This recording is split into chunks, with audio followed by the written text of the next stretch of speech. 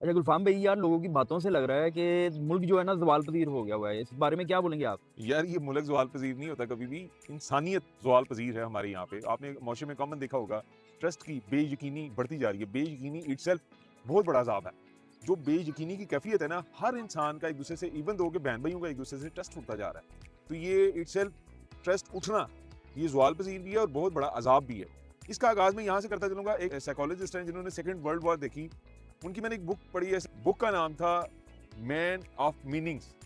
उन्होंने इस चीज़ पे रिसर्च की हुई थी, तो उन्होंने एक वाक़या कोट किया, हिस्ट्री का एक वाक़या है सेकंड वर्ल्ड वॉर का, जेल की कोठरी का, जहाँ पे सेकंड वर्ल्ड वॉर में कैदी कैद हो गए, वहाँ का एक वाक़या कोट किया कि ये जो गैर यकीनी की कैफियत है, ये कैसे आती है।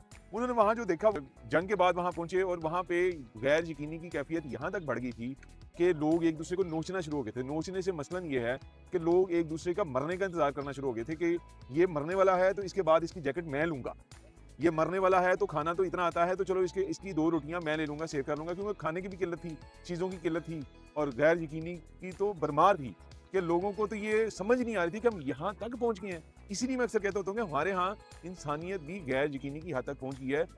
ब्लड रिलेशंस में भी आपस में एक-दूसरे को यकीन नहीं है। यकीन की बहुत बड़ी कमी, सबसे बड़ी अज़ाब है यकीन मानना।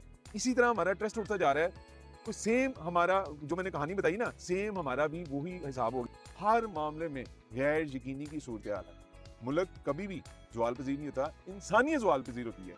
जितनी जल्दी इंसानियत को हम लोग बचा लेंगे ना, उतनी जल्दी हम सबकी कामयाबी। Thank you so much.